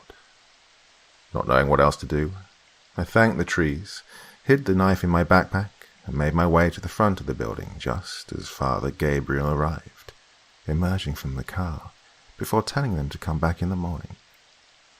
He figured this was going to take all night. Little did he know, it would take the rest of his life. I had to mask my intentions. I shifted my expression to that of timid concern and fear. "I'm here now, my child," the old man said with an airy tone of superiority. I threw up in my mouth a little at the attempted relation. I walked him through the rest of the school first, so as not to alert him of my intentions. Pointless conversations about nothing the entire time, as he made a show of pretending to cleanse the campus and banish evil spirits. The worst evil there was him, but not for long. If he was worried as we approached 1283, then he hid it professionally. It was getting harder to hide my intentions and disgust, and I could feel the temperature dropping. He must have felt it too. Maybe he was complacent and oblivious. As he rounded the corner, I wound back and hit him in the head as hard as I'd ever hit anything before. I put my whole body into it, and he crumpled. He woke at about 3 a.m. I couldn't use the room he'd used, as it was carpeted now, so I used a staff shower. He woke up and started freaking out when he realized he was tied to the shower head. I pulled out the knife, and he started screaming. I couldn't help but laugh as I cut his skin off, his screams only fueling my laughter and drive to continue. This was my Ehrenmord, my honor-killing. I was the vengeance the children needed, and he felt that fact. He died within the hour. It took me about another hour to bag up all the bones, videotapes, and the priest's robes. I took them out behind the grove to burn them. When I got back to the office to await my fate with the cops, as I had no way to dispose of a body, I picked up his wallet. An old, yellowed picture fell out, It was a picture of him, and the boy, and the hooded man. But the hooded man was uncloaked, and he looked an awful like a younger version of Jerry.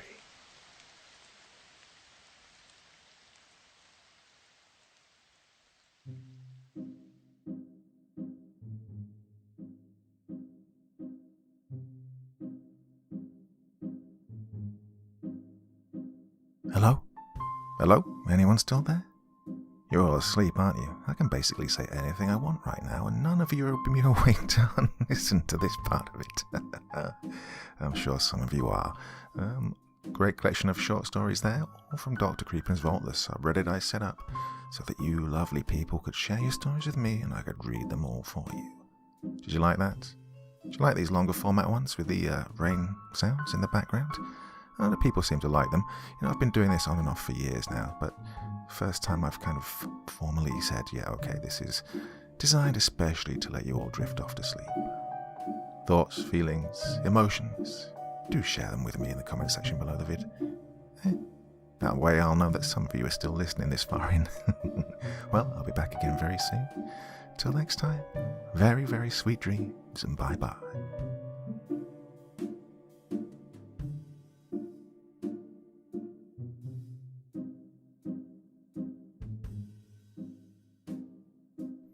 Thank you so much for taking the time to listen to this story today. Really means a lot to me and to the author of the story, of course. Well, if you want to know more about me, I'm pretty much everywhere on social media. You can find me on Facebook, Twitter, Instagram. You can download my music on SoundCloud. I've got a Patreon if you feel like. Throw me $1 or $2. Very much appreciated. And of course, on Reddit, I have a place where you can leave stories if you want me to read one that you've written. Well, hoping to see you all again very soon. Till then, sweet dreams. Bye-bye.